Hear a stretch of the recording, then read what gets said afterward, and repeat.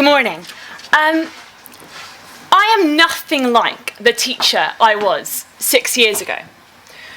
If you ever have a rainy Sunday and you want to look in the archive of my blog, you will find a soup of group work, child-centered learning, and burnout, utter burnout, endless interventions. Michaela CPD has transformed what I do and why I do it.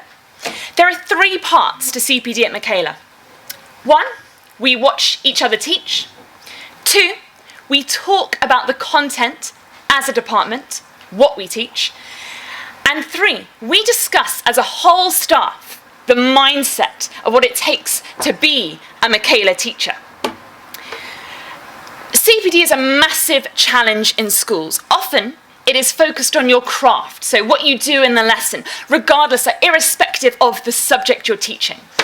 And it's impossible to differentiate that kind of CPD in a hall for all staff. You can't cater to the brand new teacher and the teacher who's been in the classroom 20 years with the same spiel about here's how, we mark books with a red, not a green pen. And people really resent that. They're crowded in halls, feeling resentful. This is CPD as many of us know it. There's a real lack of impact on our practice, on what we do in our classrooms from CPD.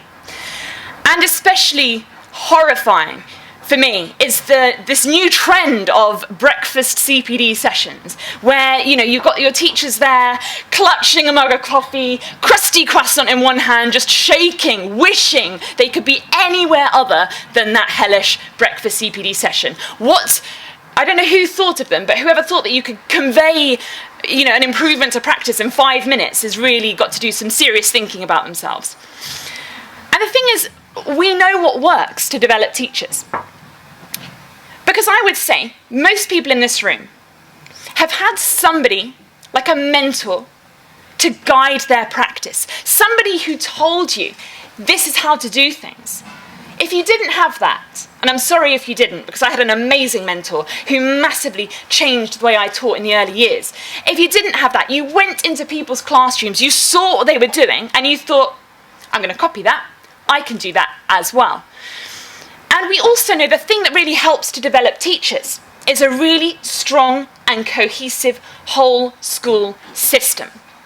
Because if you have a whole school system that supports you in planning and supports you in behaviour management and supports you in delivering lessons, then you can focus on the most important thing, which is how can I teach those children in front of me the stuff they need to learn. The whole school system massively helps you in that. So, I'm going to talk about these 3 aspects of CPD at Michaela. First of all, watching each other teach. And I say watching each other teach because I don't really want to use the word observations, because that doesn't really exist here. We do no graded observations, which I'm really excited to see is happening in lots and lots of schools around the country now. And, if your school still does do graded observations, just perhaps take to the senior team these ideas that obviously if someone comes to your classroom once a year, as was the case in the previous 3 schools I worked in, once a year to watch you teach, they're very easy to gain. I mean, I had a teacher in my department a couple of schools ago who used to say, when I've got an observation, I wear purple, because I always get an outstanding when I'm wearing purple. I mean, that is the extent to which we're trying to gain these observations. We don't know what to do, so we're desperately trying to, filter through our wardrobes for some help. But we don't do action plans, we don't do target setting and hoop jumping. Like Catherine said this morning, she sits down, she says, is everything okay? We go, yeah, definitely, because, there was something that wasn't okay 2 days ago and we had a chat and now it's okay. So we don't have any of those sort of formalised meetings with our line manager. But we also don't have formal line management observations at all. So there is never the case that I, as a head of English, would go to an English teacher and say, next Tuesday, period 3, I'm going to come to your classroom and we'll do feedback period 5. That would never happen at Michaela. We do not do any organised observations. But we watch each other teach constantly. Every single day, every single Michaela teacher goes to someone else's classroom, has a look at what they're doing, and either learns and takes from that or gives some kind of feedback. Now, the feedback that is given is again not hierarchical. So any teacher at Michaela can give feedback to any other teacher, and it doesn't matter whether they're on the senior team or they're a brand new teacher fellow. We still get that feedback and take it on board. Now, I started at Michaela in January this year, and this really threw me because, I had 6 years experience of teaching, and I've been told by plenty of clipboard carrying people that I was a good teacher. And we had a teacher fellow, and that's sort of someone who's training with us to be a teacher. And I'm so excited that she's now in our English department as a full teacher this year. She's amazing. Her name's Leah. And she had been teaching, when I came in January, less than 6 weeks. So I've been teaching 6 years, she's been teaching 6 weeks. And yet, I learned so much from her, because she would come into my classroom and she would see things that I could not see as a teacher coming from a different school. For example, she came into my room once, and I remember it really vividly because I was teaching and I sort of paused, and she went, "Miss, can you just log a demerit for Harry, because he's just trying to turn around." Now, Harry was right in my eye line, and I'd seen what he was doing, and that wasn't turning around. When I hear turning around, I think, like this. And this child had just gone, you could barely notice it. But at Michaela, those tiny details are crucial. And my radar, the way I could pick up on behaviour, just was not good enough. And it took Leah mentioning that for me to realise that's where the standard is. That's what I need to do. So we have that sort of intervention. Lots of people, and Joe's going to talk about this more later about boot camp, lots of people have talked about the boot camp observations. That's 7 full days of teaching year 7s where new teachers can also watch that. So if you've got questions about boot camp, definitely save them for Joe later, he'll go over all of that. When teachers start at Michaela, they are observed constantly. So I went from being observed once a year to being observed not just once a day, but once a lesson. Every single lesson, when I started, for about the first 6 weeks, someone was in my room. Maybe for 5 minutes, maybe for 50 minutes. They were in my room, and then they would ping me an email with the feedback. So there was no sitting down and going through it with me. And this really jarred at first, because I thought, well, surely the best way to give feedback is to sit down and we can have a discussion and you can listen to my perspective and I can listen to your perspective. But actually it's massively time inefficient. Way easier to just ping a quick email saying, really like this, try doing that. Example of an email. It's already specific, actionable feedback. So an example of a piece of feedback that I got was, if you're asking for a one-word answer, so in English, what's the technique being used in this line? And then you've got more than 50% of kids putting their hands up. You need to do a choral response. So I, of course, responded, what does that mean? A choral response at Michaela, and this is magical if you visit, is when the teacher says 1, 2, 3, and all the kids shout the answer back at you. Something that is really quite interesting when you do visit Michaela is quite how loud it is, because you'd expect it to be silent, silent corridors, silent classrooms. But actually, there's a lot of shouting. There's a lot of children shouting, metaphor, or shouting their times tables. It's quite a joyous kind of thing to have. So that's the kind of feedback that I would get. And yes, it is quite overwhelming for new teachers, to receive feedback upon feedback upon feedback. And it can bruise the ego. If you're a sort of an experienced teacher coming into Michaela, you need to just leave your ego at the door, because you'll have less experienced people giving you lots and lots of feedback. And the idea is that we just all improve with that. So that's watching each other teach. The second aspect is our kind of subject CPD. All of our department meetings are focused on the content of what we teach. We do not use PowerPoints at Michaela. We do not use worksheets at Michaela. We do not photocopy at the last minute at Michaela. These things do not happen. Instead, we use a pre-prepared booklet. That booklet can last you 3 weeks of lessons. It can last you 10 weeks of lessons. We let the content drive how big the booklet is. We all have that same booklet. Like Mike said earlier, we all help to improve that booklet year on year. We all help to make the new booklets. So we have the text in front of us, and the children have the same text in front of them. And we look at it, and we think, how are we best going to teach this stuff? And we talk about it. We think, what are the key misconceptions the kids will have? What are the key things they're going to struggle with? and we talk about it, and we hone our practice. An example, when I started, one of the first things that I had to teach year 8 was Samuel Taylor Coleridge's poem, Kubla Khan. Now, I had massively struggled to understand this poem at university. So I was terrified at the prospect of teaching what I saw as a very, very complex poem to year 8 pupils. But through discussion with Joe Kirby, with Katie Ashford, who had loads more ideas and loads more experience at teaching that poem, I was able to teach a really, well, if I do say so myself, decent lesson on a poem that I really didn't know much about, a few weeks previously. The other thing that we do is, in our inset days, we build our curriculum. We resource our curriculum. So they are given over to subject content. We are always trying to improve. We're writing, new recap questions, new model paragraphs. We're improving and tweaking the questions. Some of us, especially in science, are writing the content themselves so it's as high level as it can be. That's what we spend our inset days doing. Now, the third aspect of CPD at Michaela is our whole school CPD. And that could best be described as a chat with biscuits on a Monday. Sounds good, right? What we do is I guess at Michaela, a thing that you'll hear over and over today is we row together. We all are on the same path, trying to do the same thing. And people might think, gosh, well, how on earth, if you want to work at Michaela, you just got to think like them. And that's not the case at all. In fact, I would say, our book is called Tiger Teachers, right? And it is really hard to be a Tiger teacher because we all went into teaching because we love kids, we're caring, we're compassionate, we genuinely love them. And it's really, really hard to tell kids off. And it's really, really hard to give demerits for tiny things. When I started, I remember there's a boy, he's in my year 9 class now, he was in my year 8 class, and he was so brilliant, and he put his hand up the whole time, and he always had amazing ideas, and he worked hard, and he came to see me after school and asked to do more work, and I thought, this kid, this is it. There's nothing more I can get this kid to do. But he's really tall. So he kind of slouched down in his seat because he was so tall. And I thought, well, you know what?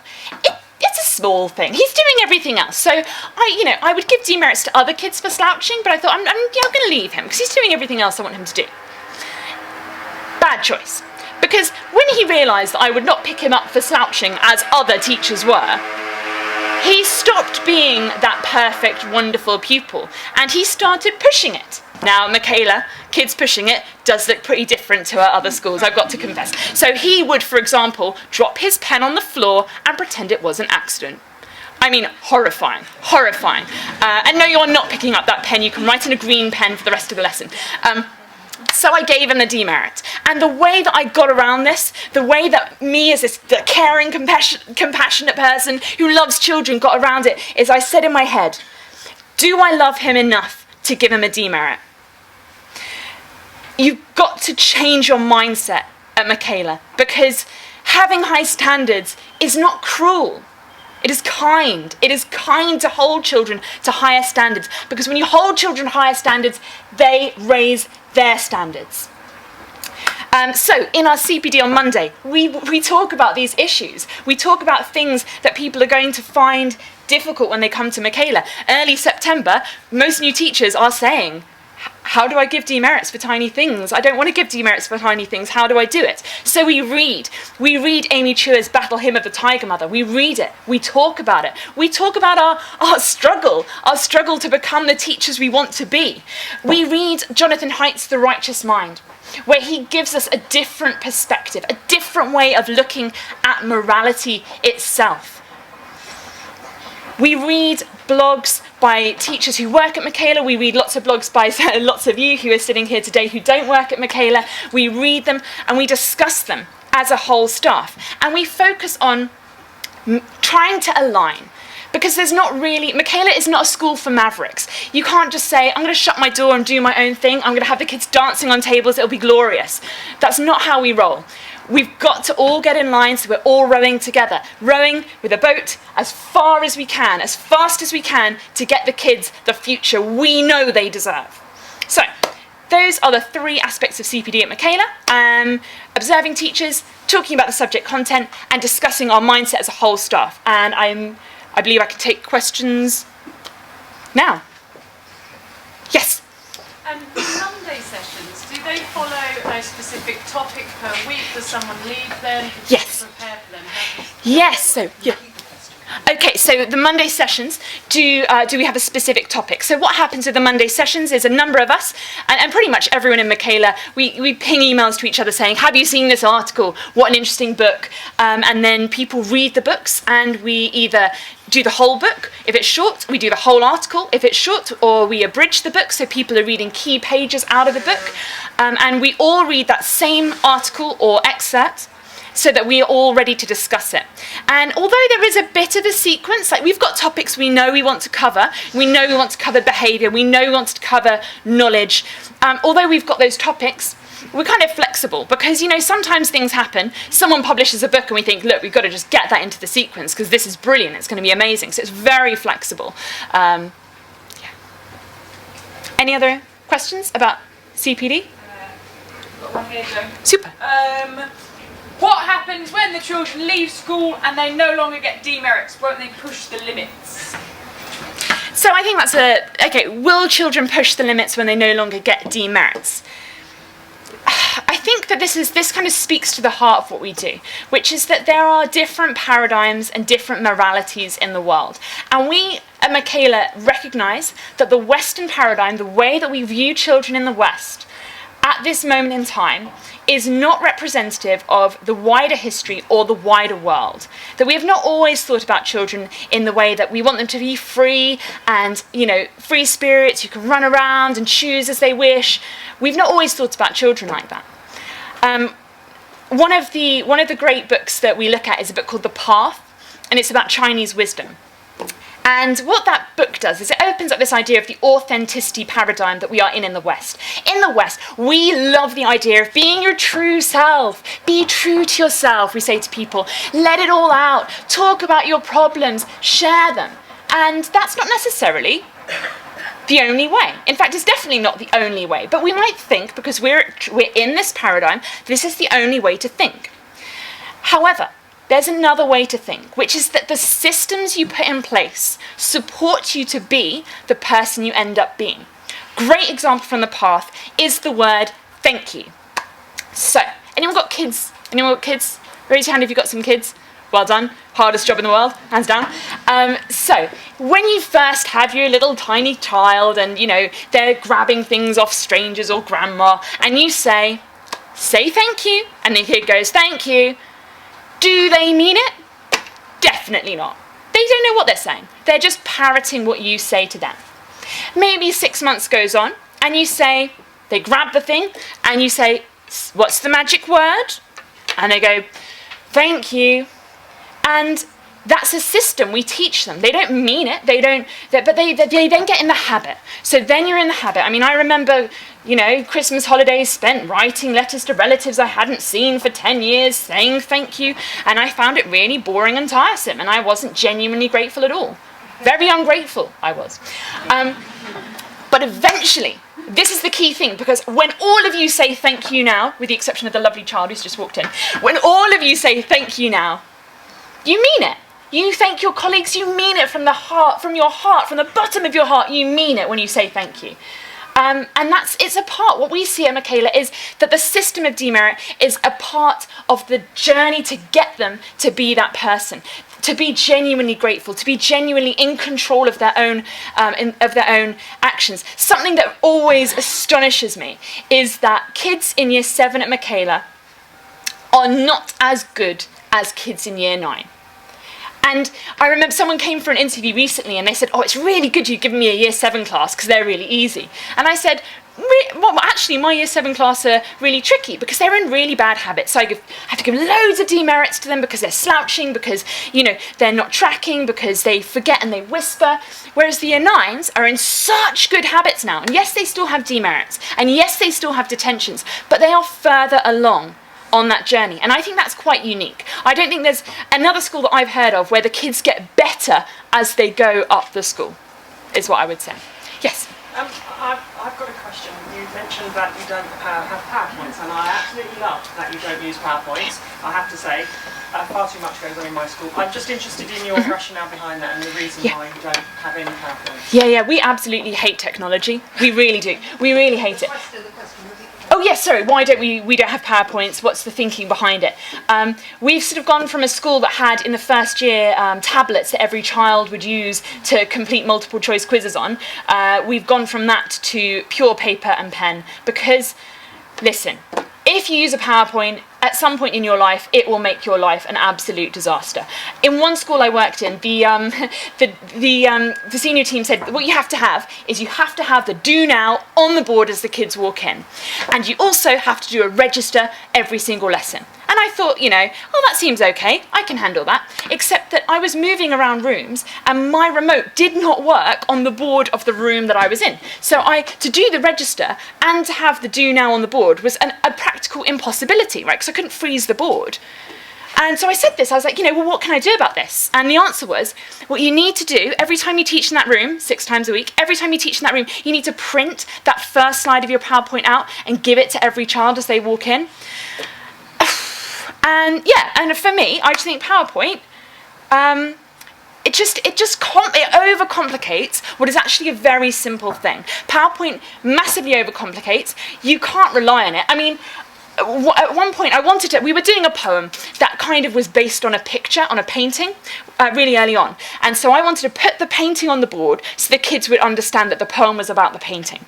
And this was also the day that someone quite big from Twitter was coming in to watch me teach. So I was very nervous. And my board broke.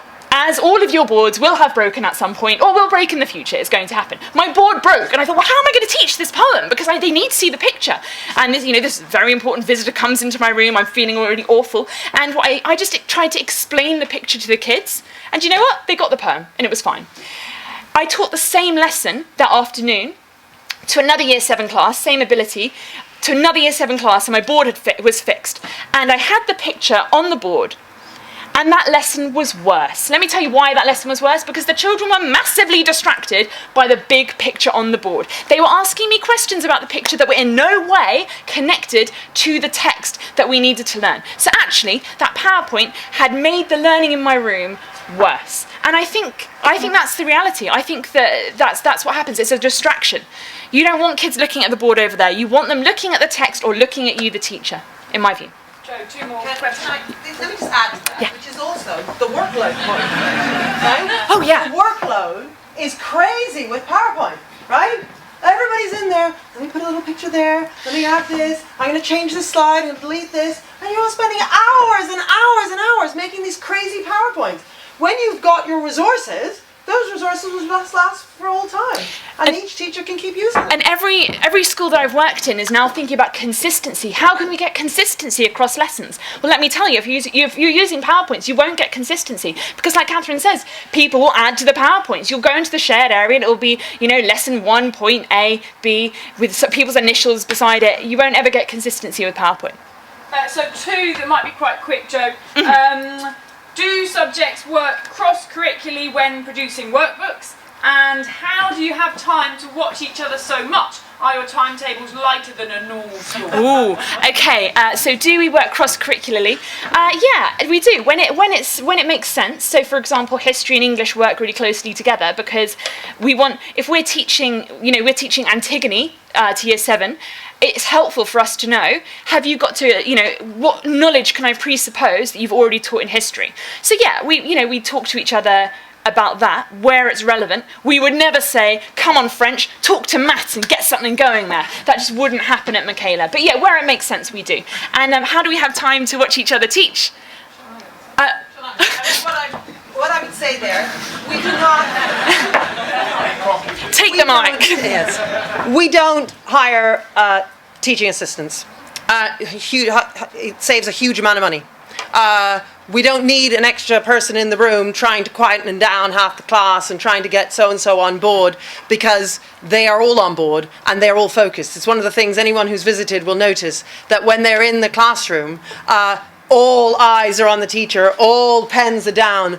So it saves a huge amount of money. And we save money in various other ways with regard to staffing and so on. So it does mean that we can reduce the timetables of the teachers so that they are able to pop into each other's lessons. They're able to make resources. And this is the point about leadership from the top, that hard decisions and difficult decisions or different decisions need to be made. So when because teachers are so keen to please and they want to do everything by their pupils, so they will change up PowerPoints just because they feel they ought to change it up. And they'll be up till midnight doing extra stuff. And so even my teachers now, even though they're Michaela, will every now and again will come up with an idea and I'll say no, because it means too much work for you. And I'm not willing to have that happen. And so similarly here, we try and create timetables that mean that the staff can develop and can really support each other in an environment where we all row as a team and so on and so forth. I can only demand what I demand from staff if I give something back. All right. Thank you. One more interesting one. Which dead white guys might you read for Michaela CPD? I don't understand the question. Which dead white guys might we read? So you said we. I don't think anyone's. I don't think anyone's dead in our CPD. So who do we read? Who do we read? So CPD things that we read. Yeah. How many of them are dead white guys? None. Literally none. I mean, I don't know. Can anyone think of a dead white guy we've read? I don't. I can't think. I genuinely can't. I mean, do you know what? The one thing we did want to read, that we did want to talk about, was the abolitionists, because, and I guess they're dead and they're white. We haven't done it yet, but it is an idea that we've got, because, like Catherine says, we do get a lot of pushback. And after, some weekends, there are discussions and debates on Twitter, and we have our new teachers coming into school feeling quite shaken, because there are people out there on Twitter who will say some pretty harsh things to teachers. We're teachers. We're just trying to do our job. We're trying to put our opinions out there. And one thing I think the abolitionists can teach us is that has always happened. That if you do something different, and if you challenge the status quo, and if you challenge the orthodoxy, people will try and bring you down. And what we don't want is for our new teachers to feel shaken. We want them to feel proud. If someone's attacking you, you're doing the right thing, not the wrong thing. You are on the right side of history. I think it's important. Good. Are we good to go? Yes. Awesome. Thanks so much.